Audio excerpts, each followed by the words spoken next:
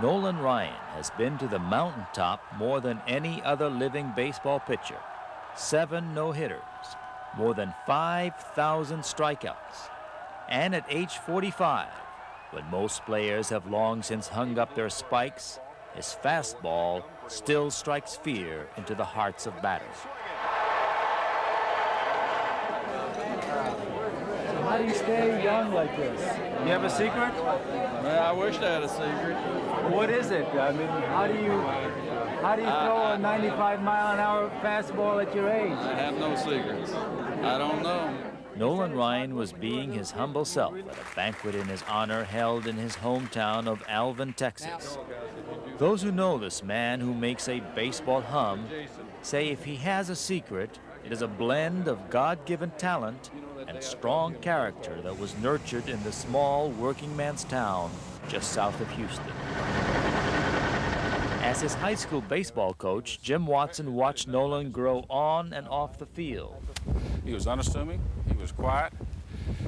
He did not like to draw attention to himself. The only time you notice the difference was when he stepped on the mound. Lynn Nolan Ryan Jr. was the youngest of 6 children. His mom, Martha Lee Ryan, taught him strict moral values. His father, Lynn Nolan Ryan Sr., was an oilfield supervisor who taught Nolan about hard work.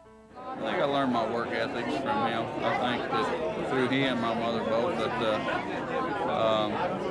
think your parents influence your life more than you're aware of as a youngster. To help make ends meet, Nolan, while still in elementary school, helped his dad deliver the morning paper from a '52 Chevy. That was what was required of us, and so we did it and didn't think anything of it. That's what we had to do to make a living. As a skinny boy, Nolan had no idea that one day he would be making a living as the greatest power pitcher of all time. Although Nolan Ryan threw his first no-hitter when he was still in the Little League, no one knew that he had something special until he began pitching here at his high school. Now, the entire field is named after him. I knew he was a very special high school pitcher, and I knew I'd never seen a baseball go that fast. And how can a mere mortal from a small town make a ball explode? I'm going to say something that I've never read in print, nor have I ever heard anybody say. But if you ever look at his wrists, you'll see that he has wrists like no other person. And I think a lot of it comes from their huge legs, very strong, and he learned at an early age to use his legs. After graduating from high school in 1965, Ryan signed with the New York Mets. In 1967, the boy voted the most handsome senior came back to Alvin to marry his high school sweetheart Ruth, a beauty queen and a state tennis champ. Many give Ruth credit for convincing Ryan to stay in baseball when he was thinking of calling it quits because of his unhappiness with big city life and his struggle to control his fastball. Well, I'm there to push him along, I guess. And, I like to do things with him. Ruth's counsel to hang in there paid off.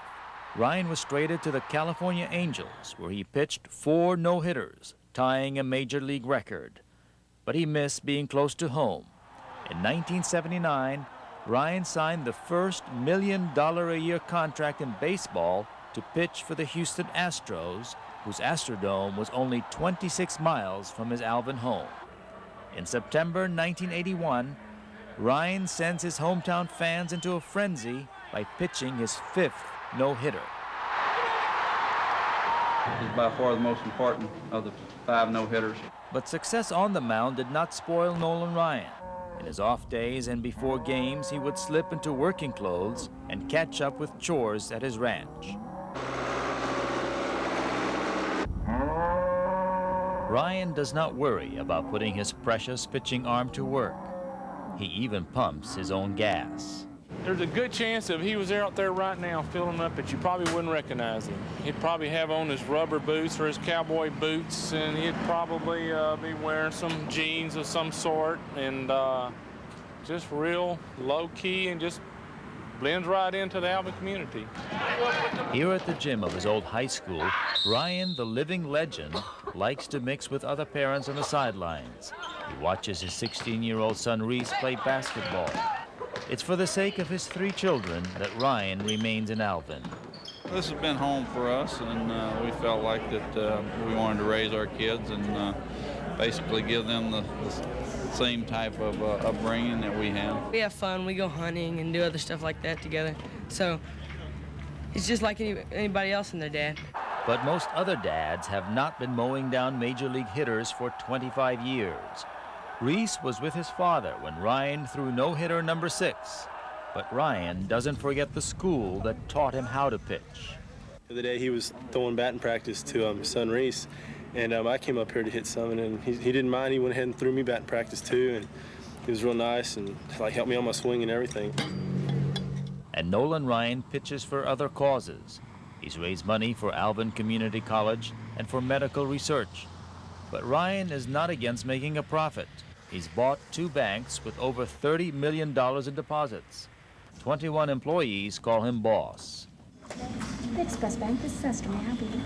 Being a baseball hero is not bad for business. I can't wait to run into him. My 2 boys love baseball, and in fact, my littlest one, little boy, he's 8. He says he's going to be the new Nolan Ryan. At Joe's Barbecue, said to be Ryan's favorite hometown hangout, the man in the posters is a reminder of what is good about America. Most athletes who become successful move off and forget their roots, but Nolan Ryan's been one who definitely takes the time to remember his roots. Alvin is making sure no one forgets where Nolan Ryan came from. They're building a museum for him. An expressway has been named after him, and his life-size statue will soon stand in front of City Hall. He'll have shoes on, and it'll just be like it's really Nolan standing here. And we think there'll be a lot of people who come to Alvin that will have their children and grandchildren's picture taken with this statue. The Chamber of Commerce feels that Ryan's name has helped attract new business and jobs to this town that was hard hit by the oil bust. How you doing? Did you bring your worst half? At their annual banquet, Ryan was named Citizen of the Year. There to honor him, George W. Bush, the president's eldest son, who lured him to his Texas Rangers. Bush said Ryan showed his unselfishness after strikeout number 5,000. I walked up to Nolan and said, Nolan, I want to thank you for what you've done for baseball and the Rangers and the example you set. And the guy looked me right in the eye and he said, George, we should have won that game. And here's a guy who set a humongous record, one that will never be broken, who was more concerned about something than himself. The reason I'm still playing is that the kids won't let me quit. Now, I don't know if it's because they enjoy it so much or they really don't want me around that much. They won't tell me that. But the one thing I didn't realize was that you're so charming. I appreciate the award, and we look forward to seeing y'all around town. Thank you. He's still an Alvin boy, and that's where he'll always be. He's still a good person? Absolutely. Hasn't he done anything bad? That I know of. They say you haven't changed. But, I think we all change. But they say when you come back to Alvin, you're just Nolan here. Is that true? Well, that's the way I hope people look at me, because that's certainly that's the way I view myself. I've had people in different states ask me and said, all these things you read about Nolan in the paper, are they true? I said, they're all true, plus a whole lot more of them.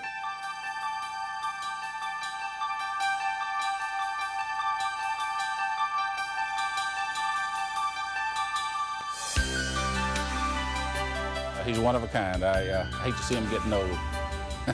I hate to see that coming because I know eventually he's going to have to hang it up. And I think within me, something will die.